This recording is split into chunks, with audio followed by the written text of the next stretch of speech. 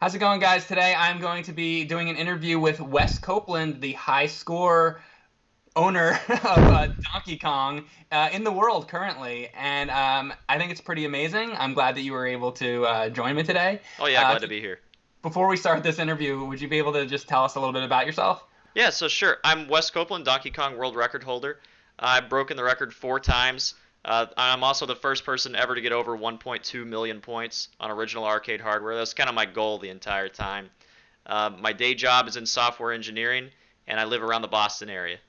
So I saw the King of Kong Fistful of Quarters a long time ago, and it seems to me like out of all arcade games, that Donkey Kong is probably the one that people it's the one that's a big deal basically, and I think that that's probably because it's the first game that has Mario in it, and obviously Mario's probably the biggest video game character that there is these days. So would you agree that Donkey Kong is sort of the one that people want to have Yeah, as it's definitely the most desirable score to have.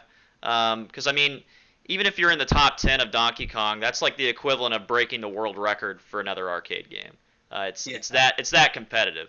right. But there's a lot of other reasons too, other than it just being a Mario game. The first Mario game, it's easy to understand. You know, if you've got somebody who's never played it and they're behind you watching, they can pretty easily tell what's going on. A lot of games don't have that. That's Um, there's a lot of random elements. If you have games like Pac-Man, you can memorize Pac-Man patterns and master the game in a week. Donkey Kong is almost 100% random. So you have to have a lot of creativity and a lot of strategy all through the beginning to the end of the game. It has a very rich history. The world record's been broken 28 times in the past 35 right, years. Um, right. so like if you're a history buff, there's a lot of history there. Um, and the most important thing of why Donkey Kong is extremely competitive is it doesn't go forever. The game ends. So it's not about making it to the end or how fast you can make it to the end. It's about squeezing out every single point you can get from the beginning to the end. Um, if somebody's playing really safe, a really safe kill screen game, that's the end of the game, the kill screen, takes about an hour and a half. The world record game took about 3.5 hours. So, question, is Hmm. there a limit? Is there a way to get the maximum score possible to where somebody could not possibly get the higher score, or can it always become a higher score? I think there's always room to grow the score. I mean, people are discovering new strategies all the time, which is really something because there's only 4 different types of screens in the game. Hmm. Um, but because it's so heavy on RNG, the way I kind of look at it is every credit you put in the machine, you're already artificially capped at a certain number for that game. Some games, it's only possible to get 1.15 million. That's all. If you play perfectly, that's all you're going to get. The Right. fireballs won't behave, the barrels won't behave. Some games, you actually have the potential to break the record. So it's almost like you're searching for that one game. You've got the skill, but you need the luck too of getting that one game where you can capitalize. And that's how you break the record is you just have to play a lot and find that one game that actually gives you a chance. Now, you said you did this on an original arcade Hmm. machine. I had seen in that documentary sometimes people mess around with the boards and stuff like that. So, your machine, where does your machine come from? I found my Donkey Kong arcade cabinet in some guy's garage, like in the middle of nowhere in Arkansas. And it had been in his garage for 20 years. It Right. had severe water damage. Every single thing in it had to be replaced. The monitor had to be replaced. The control panel had to be replaced. The board had to be replaced. The power supply had to be replaced. I put more money just fixing the machine And so when you bought it? than to, yeah, I only paid like $500 for it. I spent at least 1,000 just fixing it. Yeah, Um, actually, I just got a Miss Pac-Man machine. oh, It has a lot of my first arcade machine, and it has a lot of not too terrible, but it has some screen burn-in, and I want to yeah, replace the monitor on it. But I think that that's kind of the best way to get to know it's legitimate. Is like I bought it from some old guy's basement, yeah. and it's there for like 25 years. It was obviously, and it has dust all over it. It's like Oh obviously yeah, tampered with it, you know. yeah. So I want to ask you, how long did you have to practice before you were able to do this and get the high score? So there are really two high scores. There's the emulation high score and then the original arcade platform, legit OG hardware high score. If we separate the platforms, so forget about emulation for a second. If we separate the platforms, it took me about 2.5 years to break the record for the first time, and that's like 2 to 3 hours of practice every single day. Oh my Every day. God. You did it every single day without a break? Every day. Wow. Now, for the combined platforms record, which was undefeated for close to 7 years from another player called, his name is Dean Saglio, that took about another year. So about 3.5 years of practice every single day. And whenever I was going for Dean's score, I was playing, it was like a job. I was playing like 50 hours a week. No joke. Oh my God. It was crazy. Like I was not having a fun time. Yeah. It just became a job at that point? Yeah, I mean, it was harder than my job. If you were spending that many hours doing it, you must have known somewhere deep down that, like, you could definitely do it. Oh, yeah, there was not a doubt in my mind. Like I said, I was really searching for that one game that gave me the perfect RNG that I needed, the perfect randomness I needed to finally get the score. And Okay. finally, I got it. Do you have any tips for people starting out that can things to make people get a little better that stink at it, Yeah. basically?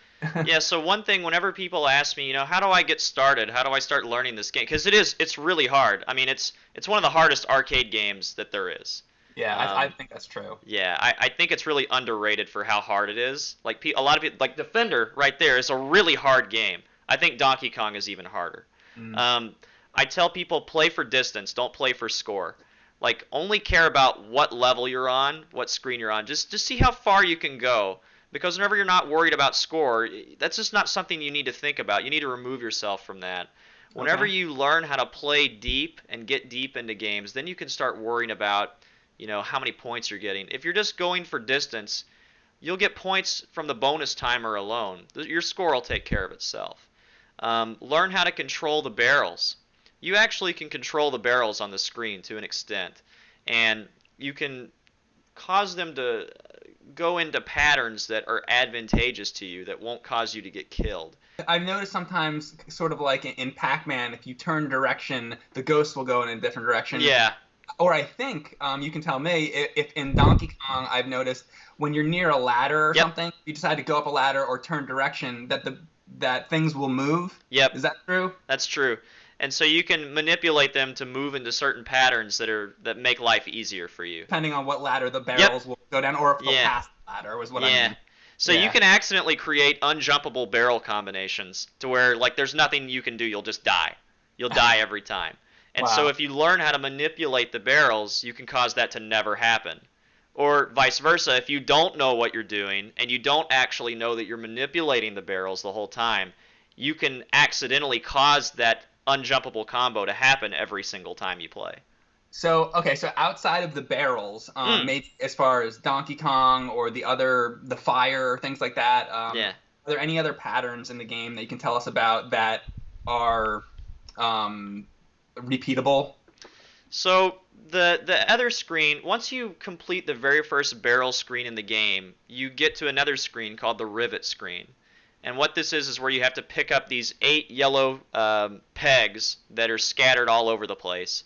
And you pick them up, and that's what lets you complete the board. Mm-hmm. There are multiple patterns to this screen. Now, because the fireballs are totally random, you can't manipulate the fireballs at all. There is no all-purpose defensive pattern. So they're Like, random. It's totally random. Okay. So you can kind of learn the rules of how the fireballs move, and that gives you a better chance. But I mean, there are two very popular patterns for completing the Rivet board, but they only have about a 60% success rate each. If the fireballs just decide to run left and gun towards you, there's really nothing you can do. You just take an insane risk and try to jump over a fireball, or you just die. So I mean that there are some patterns, but you still have to have like creativity and decision making on your side. Like I believe you said you're from like the Boston area. Yeah. Have you ever been out to Fun Spot? Oh yeah. So I was there not too long ago, and they Okay. have a Donkey Kong 2 machine. Have you Yeah. played that? Yeah, What do I'm you? not a big fan. I figured. I was just wondering what you thought. I think most people have that opinion of it. Yeah, I'm not a big fan. I think one thing that's really cool about Donkey Kong is you can kind of play. There's not once you learn the game, there's not a wrong way to go about getting your score. It's a game that lets you have a lot of creativity, and you can kind of see different people's personalities as they play. Like my biggest competitor, Robbie Lakeman, he's number 2 in the world. We have totally different play styles. Couldn't be further apart in how we approach the game. Totally different ways of getting out of crazy situations. It's totally different.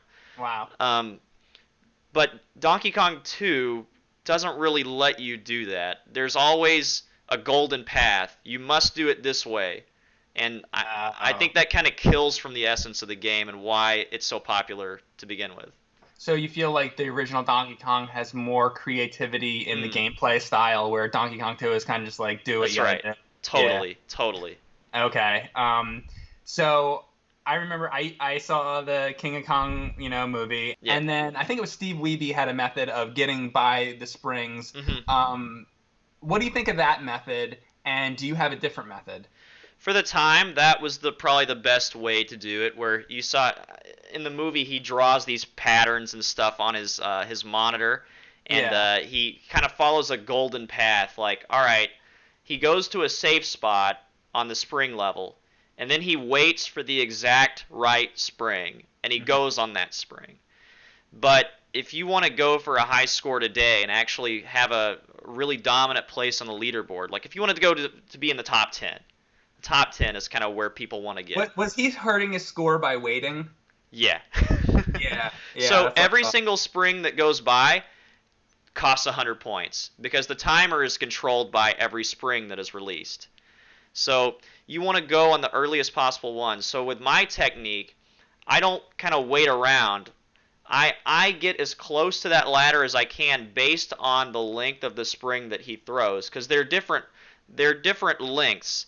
Some springs he throws longer, some springs he throws shorter. And so I get as close as I can, and then like mathematically I have it worked out to where, okay, if I'm this close to the ladder and he throws, X spring, okay, I can go then.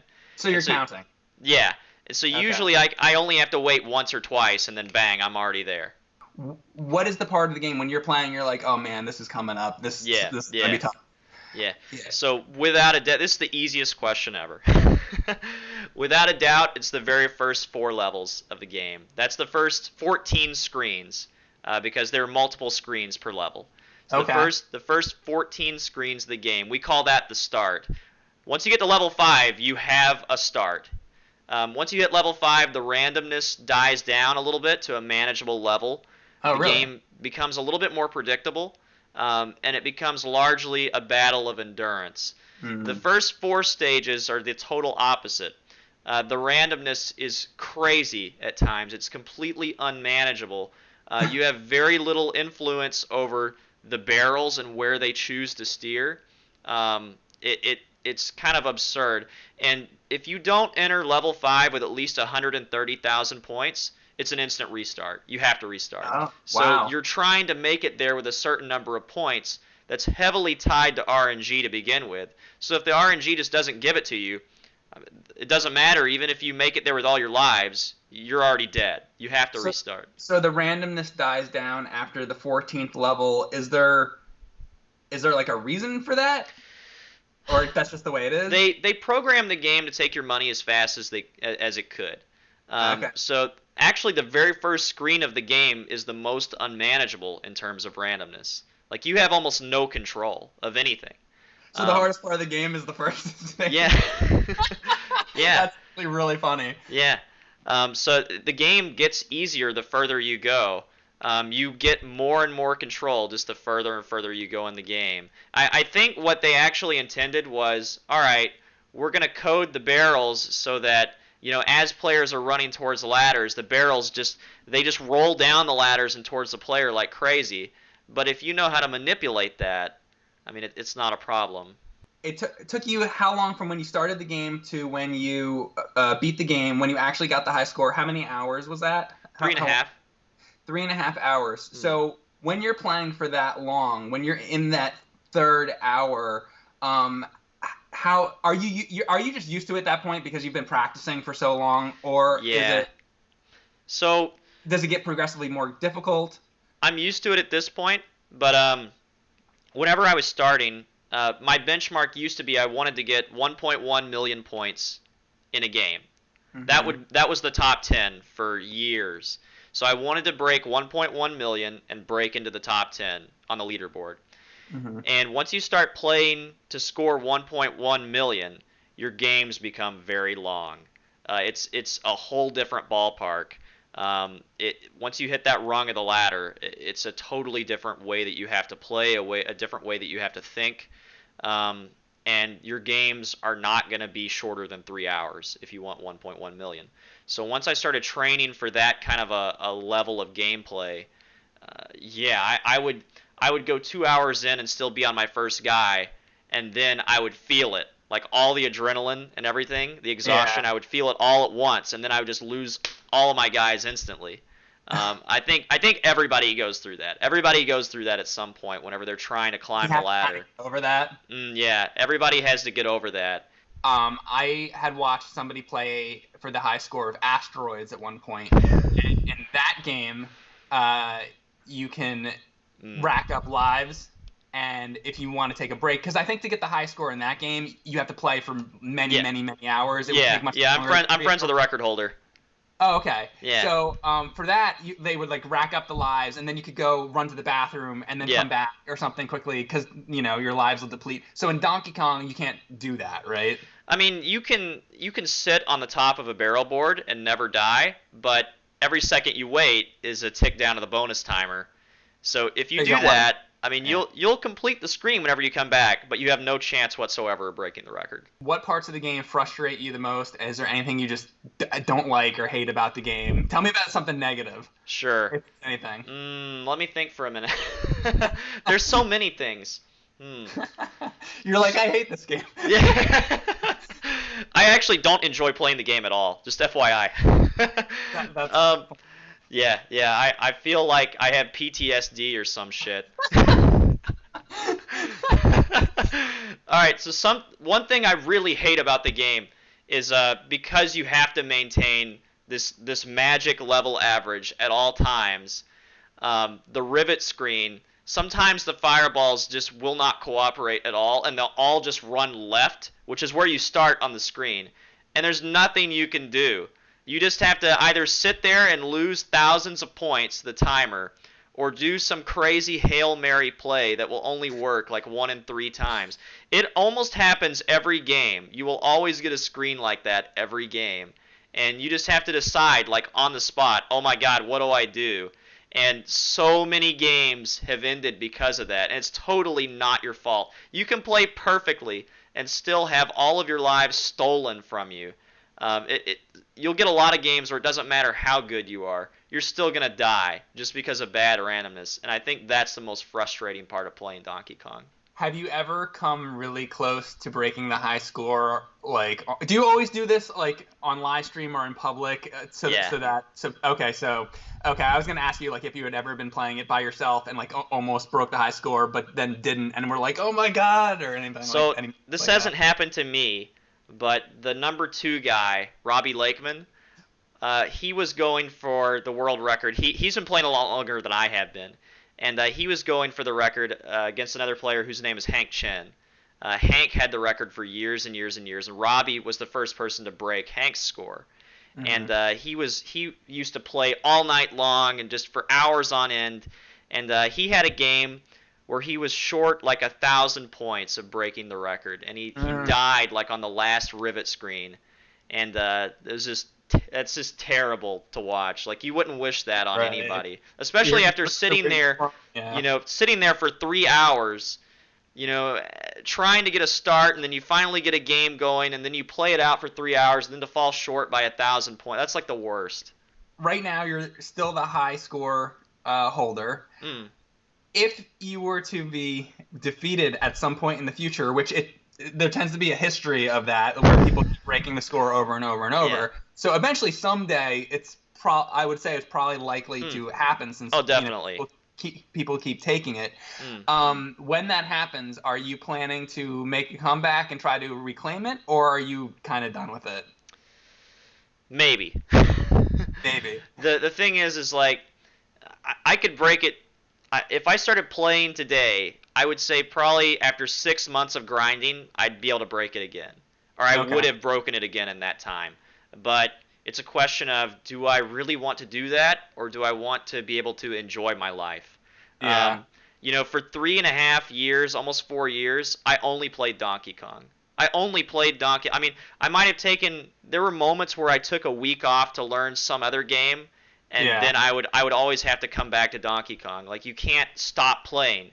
The thing is, nobody's ever going to be like, if somebody broke your score, nobody's ever going to be like, oh, well, that guy sucks at Donkey Kong now. You're always going to be good at Donkey Yeah, Kong. Like, yeah. even though, like, Steve Wiebe right now isn't the high score holder, if that guy walked into the barcade and be like, oh, that guy's fucking awesome at Donkey Kong. Right. So it's kind of like, why are you going to waste 6 months of your life trying to break the score again? It's like, we get it. You're good at Donkey Kong. Right. I mean, I can always. I'm young. I can always go back to it. Yeah. I've got my whole life ahead of me. So if I ever want to get the record back after I lose it, I mean, I have that choice. It's not like I can never play again. Exactly. Like, stop and smell the roses. Maybe in Yeah. 10 years, go back and beat it again if you want to. Right. Yeah, right now I'm just enjoying, like, being able to finally play games for fun again. It's so nice to be able to do that. And are there any other classic arcade games that you're interested in trying to get the high score on, or is it just Donkey Kong? So I have a handful of records and other high scores. If I could, let's step away from arcade for a second. Okay. If I could get any record right now, like I'm not capable today, but I would like to be, it would be the Link's Awakening DX speedrun world record. Okay. I'm on the leaderboard for that already. But I had Awakening speedrun. That's interesting. Yeah. There are a lot of parallels actually between that speedrun and a game of Donkey Kong in terms of the randomness and just the flow of the game, how just the way it starts and the way that it ends. There are a lot of parallels there. So I actually took a serious investment to learn the speedrun route for the game, and I was streaming it for probably 4, 5, 6 months for a little while after I got the DK record. But other things have come up, and it's kind of fallen away from me. I'd like to get back into that one day. Do you feel? How do you feel about the like top-down 2D Zeldas? Like, would you want to go for a speedrun of the original Zelda or something like that? And does it interest you or not interest you to try to get a speedrun for a game like Ocarina of Time? I mean, I have some friends who speedrun the original Legend of Zelda. And it's probably not something I would be interested in. I mean, Link's Awakening was the very first video game I ever played in my life, and that's so there's why. A nostalgia factor to it. Yeah, as well. there's a huge nostalgia factor. Now I am a huge Zelda fan. I'll say that right off the bat. Like right now on my stream every day, I just finished a 100% completion marathon of every Zelda ever made. Like even the CDI awesome. games, all 3 of them, dude. Have you ever done a swordless run of the first one? Not swordless, but right now I'm currently streaming a 3 hearts only marathon of every Zelda. That's cool. Yeah. That's cool. Yeah, that's actually been really interesting because whenever you play in a 3 heart atmosphere, like you only have 3 hearts, you learn a lot more about the games than you otherwise would, because normally they're so easy. You have so much health that you just steamroll through everything. Yeah, and they're not hard because you have so many hearts. But with only 3 hearts, you're forced to learn like the different patterns and behaviors of all the different enemies and bosses, and I've actually gained a deeper appreciation for all of them through this marathon. Yeah. Yeah, no, I totally get that because I've done stuff like that, and I feel the same way. When people say, what Zelda's your favorite, it's like I played so much of the Zelda games. Yeah. It's like that's kind of beyond me now. It's more like it's more like it's stuff you're saying. Like I want to get the record in how fast I can beat Link's Awakening, or I want to do things like that. The game that's why it's interesting to me. Like I like figuring out the puzzles and doing all that. As far as people talk about the timeline and all this, I'm like, I don't care. I just want to like do these interesting things that you can do with the game. Like I want to defeat a room of dark nuts with only using the smoke of the bomb. Right. Or something like that. so it's kind of like a different thing. Sure. This is a little goofy, but have you ever eaten Billy Mitchell's hot sauce? Dude, Or tried? I love his hot sauce. It's so good. It's really good. It's really so good. So I actually was in Florida last year, something work related. I was around where he lives, and so I called him up and I said, hey, I'm in the area. Let's get together for dinner one night. And he's like, oh, that sounds great. And he owns a restaurant of his own. And so I asked him, I've never been to your restaurant before. Would you like to eat there? And he said, no, I'm gonna take you to this other place. And so we went to this really nice steakhouse, and he knew the owners and the chefs and everything. And whenever the waitress came over, he pulled out a bottle of his hot sauce from his suit or whatever. And he handed it to the waitress, and he said, yeah, tell the guys in the back to put this in the steak. And it was really good. It was really good. I was able to try it without the hot sauce and with the hot sauce, and the hot sauce made it so much better. He got the persona of being a certain way in that movie, and since you've met him and talked to him in real life, how is he as a guy? Yeah, he's a real nice guy. I mean, he's a good ambassador for arcade gaming in general, not just Donkey Kong, but in general arcade gaming. Yeah, I don't have any ill will towards Billy. The movie is mostly fake. Let's just put that out there. The movie's mostly fake. It's heavily dramatized. There was another player, Tim Zerby, who no one knows about outside of the Donkey Kong community, who he actually was the first person to beat Billy Mitchell, not Steve Wiebe. They totally excluded him from the film because they wanted to make a story about Billy and Steve, and to hell with this third guy. Right. So because it had to be like kind of the good versus evil story we're going for, when really the reality is totally different. That's right. Yeah, that's what I figured. So I'm gonna wrap this up. Sure. I just want to ask you: is there anything you'd like to promote? A YouTube channel or Twitch or anything like that? Yeah, I'd say check out my Twitch channel, twitch.tv/Wes Copeland. If you're interested in Donkey Kong tips, tricks, even strategy guides, check out the Donkey Kong forum. Just do a Google search or go to DonkeyKongForum.com. It's a pretty active community. Even if you're not interested in Donkey Kong and just are interested in arcade games in general, arcade game competition, it's a great place to hang out and learn about all the different games. All right. Well, I really appreciate you taking the time to talk to me. Congratulations on getting the highest score. That's insane to me. Thank you. Seriously. All right. Thanks a lot.